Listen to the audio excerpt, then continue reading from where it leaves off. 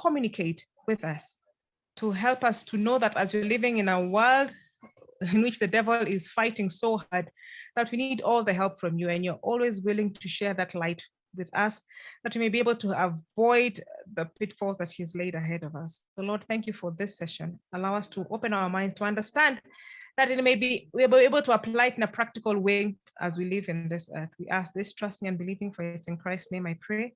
Amen. So fermentation, yes. In a nutshell, it can be put, as I said, if you understand the food chain, it is much easier. Because if I can just talk about fermentation as a chemical process, yeah, where carbohydrates, okay, for most of the part, carbohydrates are broken down anaerobically, yes, without air, in the absence of air, usually using an organism, a decomposing organism, and the end result is alcohol, yes, and less energy, and compare it with what normally happens to carbohydrates. I can use that particular aspect. So before I go into that integrity, and that even if it's maybe mind-boggling right now, I think by the time we finish, it will be clearer. I want us to look at that food chain, yes, and what God gave us for food. And so we have, we see the producer, thus named because of the action. It's a very simple. It might seem redundant for me to say producers produce, but for purposes of emphasizing that is the function that they were made for. The reason God created them is for them to be able to make something for somebody else. That's their work. They're in service, yeah, for somebody else, for all creation for that matter. And the way God made them in abundance, they made things. A mango tree does not make one mango. Yes, a mango tree makes, there'll always be some that will rot. It's always in excess. Just also showing God's abundance. But anyway, so producers are what God created for food for us. And then we have the consumers, and all consumers are consumers. The same thing. It might seem that statement is redundant, but again, it's for emphasis. Every consumer is a consumer. It hasn't been made to be someone else's food. Yeah, people may do that to them, but that is not their purpose. They're also consumers, so that when you consume them as an item of food, you're taking their storage, you're taking their, you could say, yeah, you're stealing their food, you're stealing their structure. You have to kill them, of course, to be able to do that. So they're fellow consumers. Yeah, and depending on how the consumer gets its energy or its food, then there'll be a primary consumer, there'll be a secondary consumer, there'll be a tertiary consumer. In the beginning, they're only primary consumers. Yeah, everybody was eating from the producer. So if you think of that, the ideal situation was there was one consumer, and there are no decomposers because there was no death then. So this is a situation where we have in this particular time after the fall. Yeah, we have producers, then we have primary, secondary, tertiary consumers, then we have decomposers. And if you see how they are put, decomposers are on a lower level, not because there's lack of space, because we'll have probably squeezed them next to tertiary consumers. Yeah, and also you need to note that the consumers can be beyond tertiary. Yes, you can have primary, secondary, tertiary, quaternary.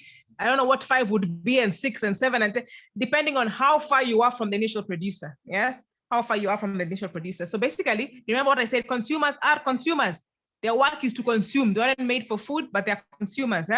And if we are doing another talk, we talk about the problems of consumers, because our focus is how it relates to health. Yeah, consumers will bring diseases of consumption. Now, our focus now is on the decomposers.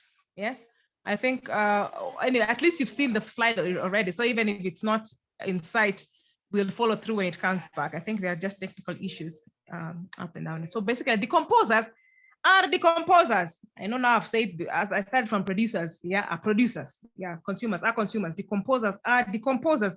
And you can see that the text underneath saying what it does. Yes, a decomposer, make or become rotten.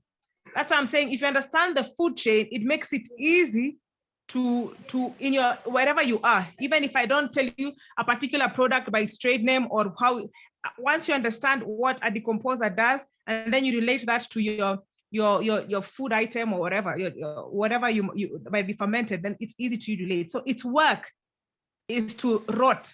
Yeah. So whether that rotting process makes the food tastier for somebody else, that is not consequential. The fact is that its work is to rot. Wherever it will be is to rot. That makes it simple layman's activity. To decay or to cause to putrefy, to go bad, to go off, to spoil. So I'm using all those terminologies, yeah, to break it down so it can be simple. Yes, to mortify. I've actually jumped. If you're reading with me, probably I've jumped that part. To perish, to deteriorate. Yes, to degrade, to break down, break up, to molder, to mortify, to necrotize. You're using more scientific. To facilitate, to corrupt. Not nice words. Yeah? But if you understand that from that aspect, then you'll realize why fermentation is such a key thing for us to understand. Yeah, and I say that with tongue in cheek, not in tongue in cheek, but truly, because I know, like, for the first, even when I became a medical missionary the first time, I became plant-based, and it's a healthier way.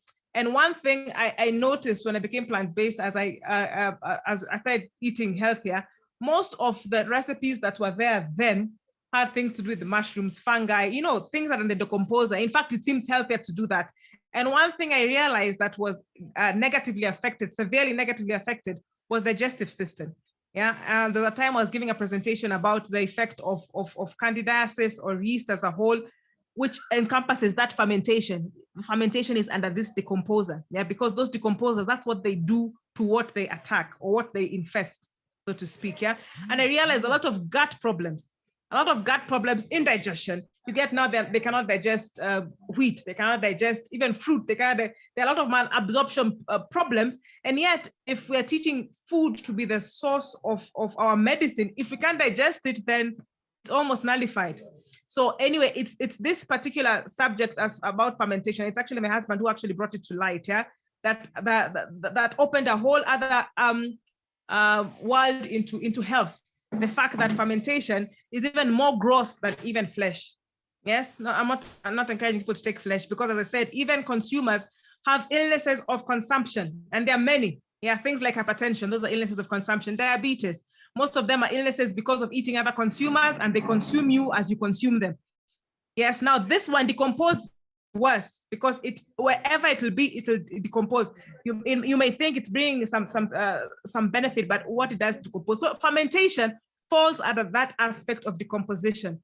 Whatever agents are in the decomposer family or kingdom, their work, wherever they touch, whatever they infest, yeah, wherever they inhabit, they will be breaking down. Whether it's food items, whether it's a living creature, whether it's clothes in forms of mildew, mold, it eats them up. Yes, its work is to turn back to soil, if I can put it that way. And so you see there in bold at the bottom, it says yeast, fungi, mold. Yes, those are the ones we know most as decomposers, the fungal kingdom, all those. And there are many other yeasts and molds, and there are a whole array of things that their work is not to compose, is not to produce.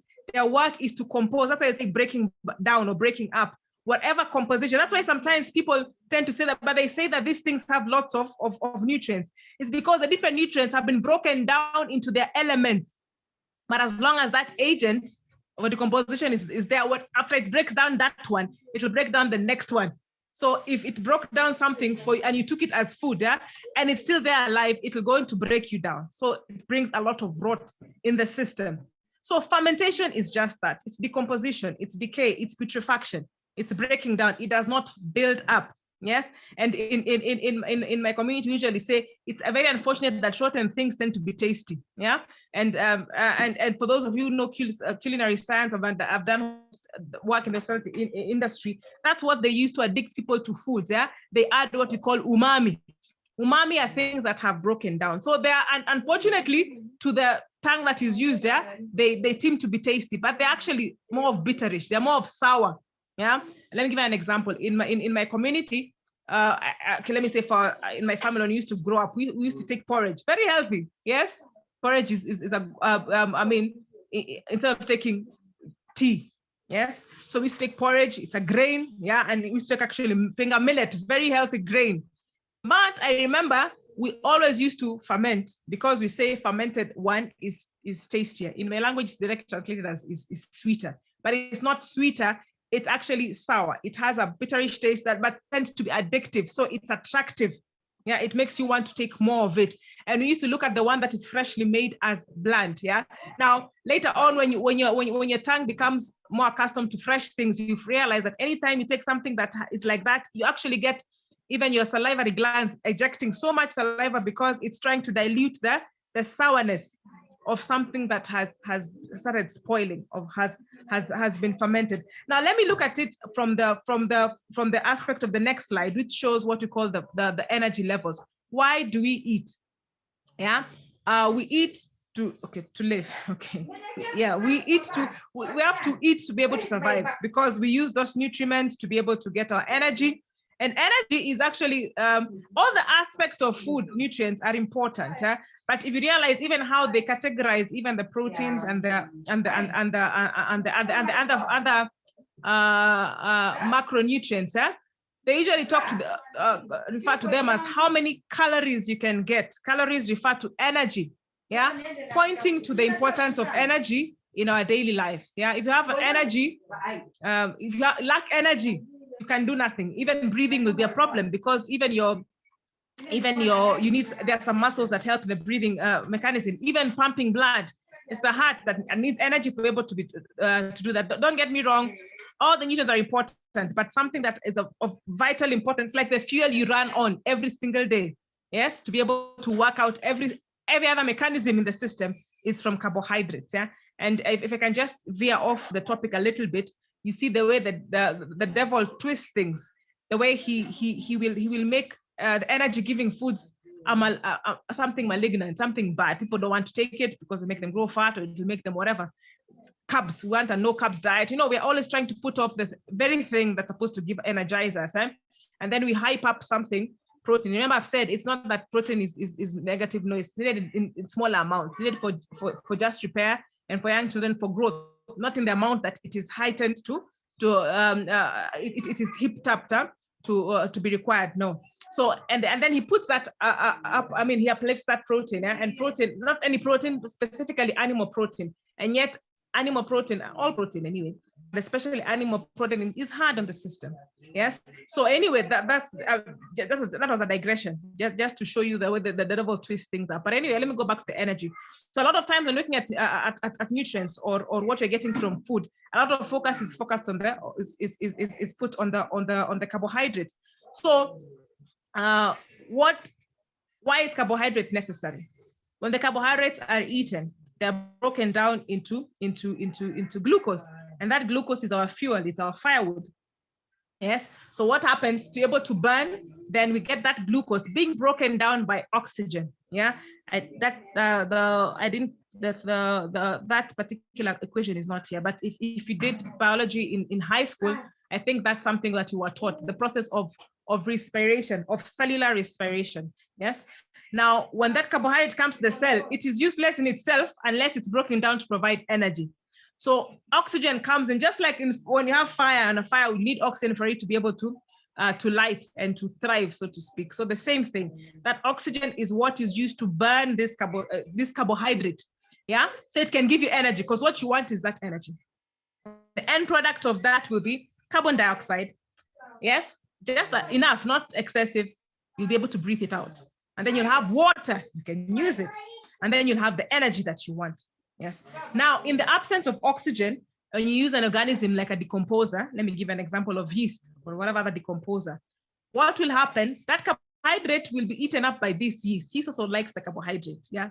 So do many other germs. So they also use this carbohydrate. But when this is broken down, or even in your cells, if there's no oxygen, and then you have to break down this carbohydrate without oxygen, yes, what happens is, instead of getting energy, you lose energy. Yes, it actually draws energy from you. Yes, and then instead of getting water, you get alcohol. Yes, and then you get lots of carbon dioxide, excessive carbon dioxide. Yeah, that's why you get when someone has a lot of fermentation in their own system, they will burp a lot, or they will release a lot of air, because there's more oxygen than you normally breathe out. So it's if you think about it in terms of let me talk about nowadays, talk about being eco-friendly. the first, the normal way of breaking down that glucose to give us energy is clean energy. You get your energy, you get carbon dioxide, just a little to be able, you can breathe out normally. And then that carbon dioxide again will be used to make your food by the plants. And you can get water, no toxic waste, nothing. You've gotten everything has been used, and it's a safe, nice environment that can be a nice cycle that can go on and on and on and on for eternity. Now, this other one, in the absence of oxygen, and there are spiritual connections, which I won't relate to now, because now I'm just focusing on fermentation and or decomposers as a whole and what it does to our system. The other one, when there is no oxygen, or in the place of oxygen, we put an organism that will eat up that same carbohydrate. What we'll get is, instead of getting energy, what you actually need to do your work, to think, what you need to do to just run systems in the whole body. Instead of that energy, even the one you have, it will draw.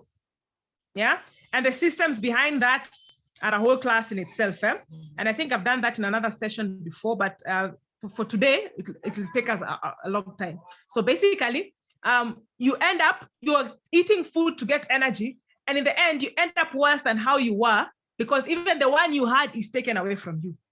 Of course, you can even think of some spiritual connections there. So, and that's why, and I can give you an example of someone who's drunk. Let me just finish the whole equation first. So you don't have energy, but on top of that, you also have a toxin.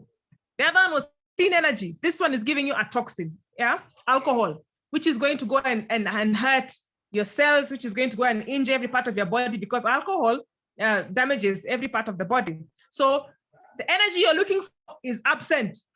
So you don't have the resources to live. You can put it that way, because I said energy is what is required for everyday life. Otherwise, if you de-energize, you probably cease to be. So anyway, so the energy is not there, but on top of it, to add injury, insults to injury, whatever. You now have a toxin that your body has to deal with, and yes, you've reduced your capacity of your body because there's no energy to fight it out.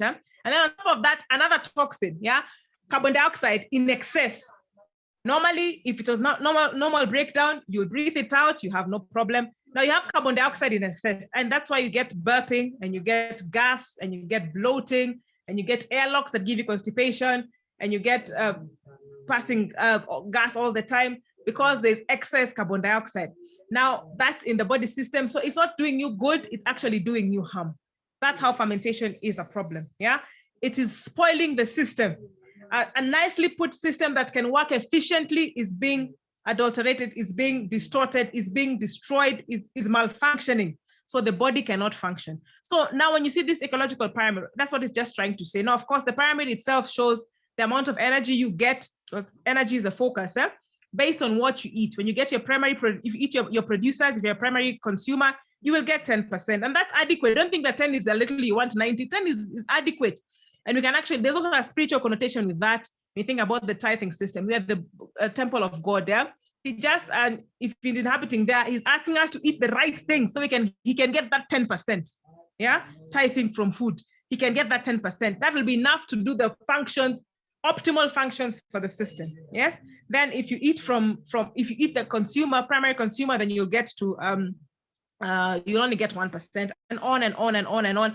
And the thing is, even the decomposer is not even on that chart, because now for the decomposer, even that 0.1 or 0.01 or 0.000001 is not even there. Now it actually eats up from you. So it's basically sinking you down, turning you back to dust. What I said about part of decomposition, the part that is called rotting or spoiling, that's literally it. It's turning you back to dust. Sometimes slowly in bits, but that's what it's doing. It's finishing your ability to live.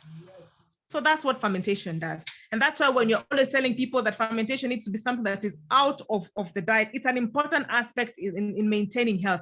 Now, let me give you an example using that particular analogy for a drunk. Yes.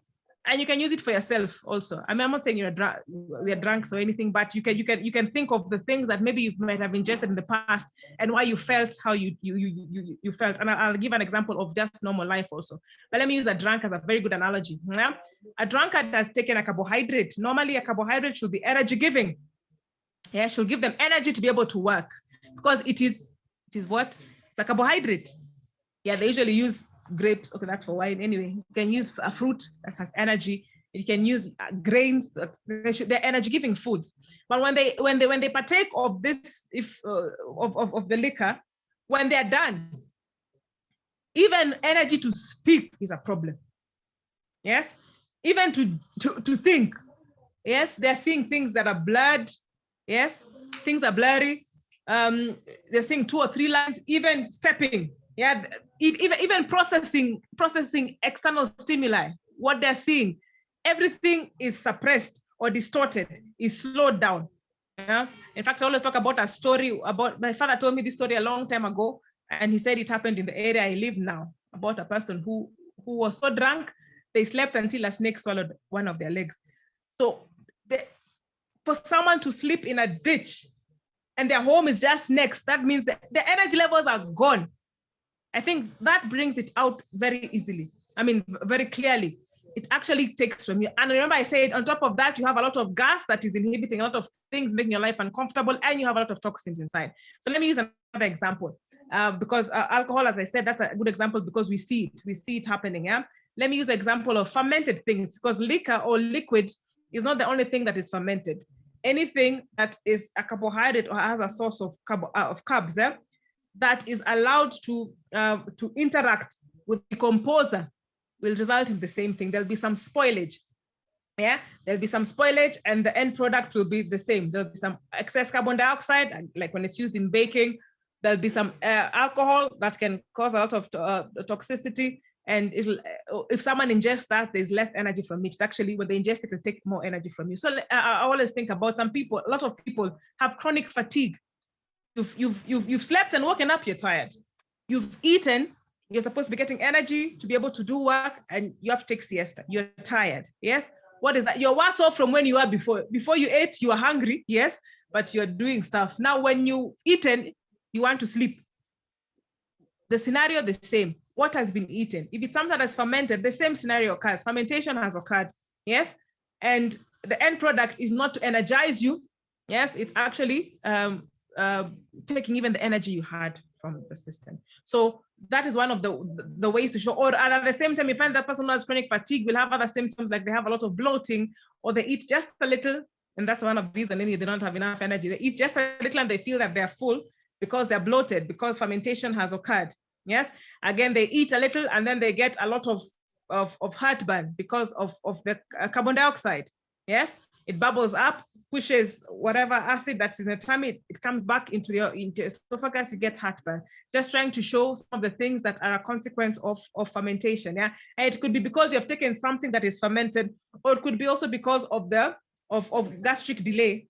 That means whatever has been put in the tummy hasn't been digested for whatever reason. Yes, either because of the food combination or ailment, whatever, or maybe there was a lot of fat in that food. So usually the stomach actually does gastric delay, so that because a lot of fat into the system at once will overwhelm it. So it lessens its speed of removing whatever it's supposed to be there, or lack of fiber in the food sits for long, so it ferments also. So anything that will result in something decaying or decomposing or spoiling or putrefying or necrotizing, all that thing, yeah, you'll get similar symptoms. And in the end, there's less energy. So I'll focus on carbohydrate. But remember, even food is not only carbohydrate, foods have protein. Protein can also be decomposed. Yeah, and when protein decomposes or ferments, you even have more problems, yeah, because it will bring other byproducts that are even more problematic. Yes, the fats can also be decomposed. They bring even more problems. Yeah, the simplest problems are the ones that come from carbohydrate breakdown. That's the one I'm focusing on, because that's the one we see a lot. Yeah, and we know more about. So in a nutshell, fermentation, at the least, giving you less energy, yes, giving you toxin to work with, giving you lots of carbon dioxide, yeah, which is a waste gas, which will be thrown out. So that's the basic process. But in the end, because this toxin called ethanol or alcohol will go and cause untold damage in the whole system. Yes, it'll cause damage in your cells. We know the problems of alcohol and causing cancer. It'll go and cause other problems like arthritis, inflammation. It'll go and cause sclerosis of the blood vessels that dries up the blood vessels. That makes the blood vessels less efficient. So you can get issues like blood pressure. It will go and inebriate your mind, I think, which is the worst part. It can even lead to psychosis later on. All those issues because of that toxin. So that's the crux of fermentation. It will derail the whole system's normal working and bring a lot of problems. Now, that's the process of fermentation by itself. Now, the agents that cause fermentation, when they are organic, that means if it's the fungus or it's the living organisms, so to speak, they themselves also, because they're in you, will have their own issues. Yes. Apart from the byproducts of the actions of breaking down carbohydrates anaerobically and bringing the problems I've mentioned, the pathogens themselves, the fungi themselves, the mold themselves, they are going to inhabit, they are going to root in your system. They grow roots, and that itself damages the system. In fact, that's usually the cause of a lot of allergies, whether it's food allergies or malabsorption, because if they're in the gut, they form roots that go into your intestines, and they of course that causes problems as far as leakage. Some people have heard about leaky gut syndrome now because of the pathogen itself. So you have the products of the interactions of those organisms with the food product, plus the pathogen itself or the organism itself is also living in you or with you, and it causes problems. And even if the process, the agent of fermentation is inorganic, like baking soda, baking powder. In fact, for those of us, you can read for yourself in Councils on Diets and Foods, read for yourself, you can see that they cause untold inflammation. Because the end products anyway, the alcohol will cause problems. The lack of energy will cause problems. The excess carbon dioxide will cause problems, because one of the things that carbon dioxide also will do will push the body towards being more acidic, because when the excess carbon dioxide gets into your fluid, into your liquids in the system, they turn to carbonic acid. So in a nutshell, that's I'm trying to simplify it, and we can take each of those and just and study even more and more. But for the purpose of us understanding why fermentation is such a problem, I think that that from the scientific part is should be enlightening. Now let's look at now from the Bible, just one thing as I finish, and that's from Exodus.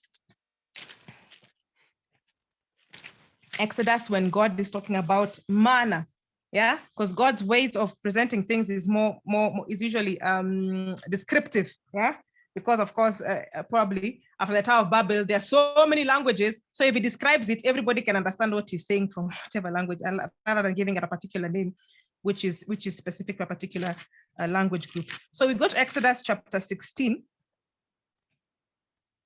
and they're talking about the story of manna, just to explain to us the issue of fermentation of food that has spoiled. In as much as to some people it seems tastier, and I said it's because of the umami, because of there's something called umami you can that culinary artists like to put so that you want the food more and more and more.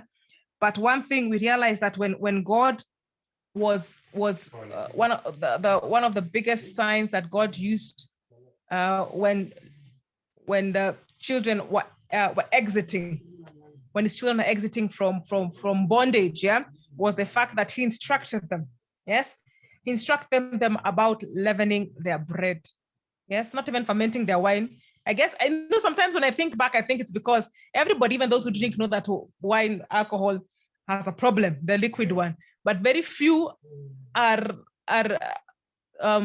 think of the fermented or the leavened bread as a problem. The alcohol, everybody knows. Even if you're drinking it, you know it's wrong. But this one, in fact, I think that is why when I read, even that particular feast was called the Feast of Unleavened Bread. Yes, to remind us the importance of that change in diet when his people were leaving bondage to Canaan. Yes, where it was a place whereby he would be with them. Yes, he was going to use them as a pilot project for everybody else to see how, when we follow God's ways, that it's the best way to go to. So he admonished them. Let's start from Exodus 12, those who are reading with me. And if you go to verse 20, ye shall eat nothing leavened, in all your habitations shall ye eat unleavened bread. Yes, so remove the leaven. Yes, don't want bread that has carbon dioxide holes. Yes, and has ethanol in it. that cause a lot of destruction in the system, and the ailments that are caused because of ferment, and that's a fermenting process anyway. Leavening means to raise, and for that raising to be done, then a fermentation process has to go through. In fact, if you look at the history of bread making, leavened bread, yeah, it goes hand in hand with the liquid fermentation, yeah, liquor making. In fact, the place that what used to be done, the liquor would be made first, and then the froth, yeah, from the liquor is what used to be used to bake. Yeah, so you'd have a bakery next to a winery. They're always together because it's the same process. One is just solid and the other one is liquid, but the process is actually the same. So he focuses on leaven, and he says the same thing in chapter 13, yes, about the leavened bread. So don't deliberately put a decomposer in the food you're going to eat. Yes, don't put it there, because it has effects, as I talked about the effects earlier on. It has a lot untold effects, yeah, not only on the physical health, but even more so, especially for as far as God relates to us, for the mental health. Then we look at, if you look at chapter 16, he goes a step further to explain how fermentation, from practical aspect, yeah, apart from the deliberate injection or inoculation or addition of a decomposer into dough or into food, yeah, this can happen also naturally. Because someone said this is naturally made, yeah. So he admonishes them when he talks about manna, and we look at from verse that's chapter 16. And so every day they had to take it out, yeah. Go and take out the manna. In the morning it fell apart from on Sabbath, yeah. And if we look at from verse 19, and Moses tells them every day, and Moses said, let no man leave of it till the morning. So you'd think this man is just being extreme. I mean, why every day? I mean, just let's be organized, plan. Let me get something for the whole week, makes my life easier, and life is easier. We are planners, we are forward thinkers. But it tells them no one keeps it until morning. Of course, some people thought that he was being funny, so they decided to go counter to that. Verse 20, notwithstanding they hearkened not unto Moses, but some of them left of it until the morning, and it bred worms and stunk. Yeah, it's spoiled. Yeah, so it can happen without you having to have deliberately, because in the air there are spores. Yes, so God is directing us to ways that will enable us to eat things in a manner that will bring health. Because if this now is eaten, it will cause stink, it will cause spoilage, because now the spoiler has entered. Yeah, so they stank, and Moses was wroth with them, of course, because they didn't hear what he had actually asked them to do. So apart from the Sabbath, that's another thing, that's another topic for another day. But I wanted to read that particular verse to show that it can happen naturally when food is left to sit. Yes, I remember people saying in high school, not in high school, in university, some people, if they didn't have money to go and buy alcohol, they just took pineapple and let it sit there for 3 days, 4 days, and then they have their homemade. Yeah, let me not say those ones in university. Even at home, as I said, we used to take fermented porridge. So we just take the finger millet, you mix with water, cover it so that there's anaerobic, low air, and the natural things will work there. The day 2, 3, it's a little bit sour. It seems to be tastier because of the umami, but it's fermented. So in a nutshell, yeah, that's what fermentation it is. Understand the food chain. It's easier to wrap your head around it, yeah, because you're thinking now what to eat, what to do. And then when you go to the biblical aspect, things that are leavened, deliberately putting something, or can occur naturally, or as far as we are partaking of the things in the decomposer family, because their function, as long as they're in a particular place, even if it's not a food item, as I said, I even mentioned mildew. And actually in Leviticus, God goes in depth about even the mold in the houses and the mildew in the clothes, and gives such stringent instructions on how to eradicate them, because he knows the health repercussions they can have on the people who are using those particular items. Yeah? And Spirit of Prophecy now has a lot more about. I think my husband usually gives talks on the quotes about leaven and about wine and about the effect on the body. And if you read, I think counsels for the church, yes, there's a quote we usually say that it is actually the devil's greatest strategy. Yes, just go to church, do stuff for God. But what he does, he inebriates. He takes what God has given for food. And you notice, like for fermentation, a lot of times we're not fermenting meat. I mean, meat is rotten already, but it's fermenting things that are wholesome. Yes, grains. Yeah, and you just need to let it sit sometimes.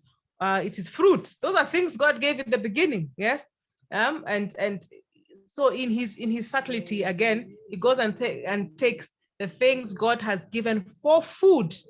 Notice that the things he gave for food, plants, and then turning them into poisons. I like the way Sister White puts it, turning them into poisons, his greatest strategy, because with that, he not only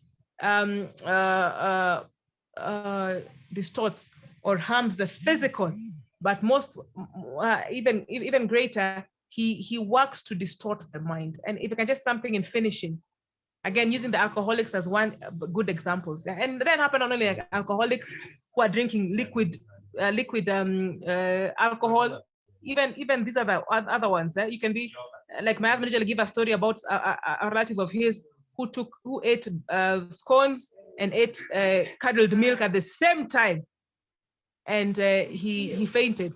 Yeah, he collapsed. Yeah, because he took that was dynamite, two fermented things. He didn't know, he wasn't drunk. He was a Christian, and he was just eating something in a rush to go back to work, and wondering why he collapsed. He lost his mind. Yes, he went not out of his mind mad, but he collapsed. Yes, and if you look at alcoholics, they usually get blackouts. During blackouts, they don't know what is happening, and sometimes they can have a blackout. You don't even have they don't have a blackout, of course. You may not even know that they have a blackout. That means they're not down, out, collapsed. They're talking, but they have total no recollection of what happened. Whose influence are they under at that particular time? Yes, and yeah, at least she's sharing that particular quote. Thank you. And that's why spirits, hard liquor, are actually called spirits. You're under the influence. Even the law says that if you're caught driving because you're inebriated, they don't say you are driving. You are driving under the influence, and that's a negative influence.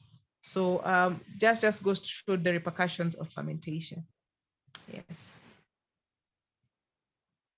So that quote is there for you. I think now we can open, and maybe Molly can read it out, and then we can open up for questions.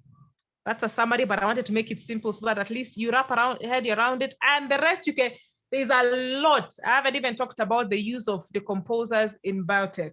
Yes, most of vaccines are made from mold, from fungi. A lot of medications are made from mold, penicillin being one of them. There's a lot. It's pervasive, so to speak. Yeah, but if you get that aspect, at least you understand what we're trying to. Molly, you read it out, or let me read it out. Yeah, Counsels for the Church, page 1. Okay. Paragraph 5 and 6. Satan himself gathered the fallen angels together to devise some way of doing the most possible evil to the human family. One proposition after another was made till finally Satan himself thought of it. These are plans that comes from the devil himself. He would take the fruit of the vine, also wheat and other things God has given us as food. Notice those two things. Because the vine will be with the grapes, yeah? People make wine. And if you look at the world now, most of the grapes grown are not grown to be eaten. Very unfortunate. They're grown for fermentation. And then you will take wheat also. Eaten and fermented, very good. But most of the wheat also is leavened. Yes? Most of people eat wheat in terms of bread, in terms of donuts, in terms of cakes. Yes? In terms of leavened. So you will take those particular things and other things given by God as food and will convert them into poisons, which will ruin man's physical, mental, and moral powers, and so overcome the senses that Satan should have full control. And the influence of liquor, men, now notice what, now she comes to liquor. Yes, after saying that poison is liquor. So it can be liquor in the liquid form, it can be liquor in the solid. Men, that's the fermentation that we are discussing. Men will be led to commit crimes of all kinds. Through perverted appetite, the world will be made corrupt by leading man to drink alcohol. Yeah, and I'll add to eat it also, because she says there was that and there was also the wheat. Sorry. Satan will cause them to descend lower and lower in the scale. So simple, just poison their food, make it seem like that's the nice food. If you go to high hotels, they talk about when you're fine dining, you have wine and you have all fermented things. Cheese, donuts, you don't have ugali and skuma. Yes, you have all the things that are fermented. That's what it's called fine dining. So it makes it seem like it's a more elitist. It's more noble, but he's actually thinking as lower in the scale. So Satan is taking the world capital use of liquor and tobacco, tea, and coffee. Notice all those things are fermented. The God-given mind, which should be kept clear, is perverted by the use of narcotics. Those are narcotics. The brain is no longer able to distinguish correctly. The enemy has control. Man has sold his reason for that which makes him mad. Yes. Okay. I've lost, sorry. You understand that you can read it further yourself. So he has his reason for that, yeah. And so he has no sense of what is right. Very important. So make missionary work, we always say that's the right hand of the gospel, making the way easier for that gospel work. We're also gospel workers anyway, but by understanding those particular concepts, how the devil is working, then you can do a counteractive strategy. And that's why we talk about this. So thank you for your time. If there are any questions, we are open for questions. And I give it back to Molly and Ada.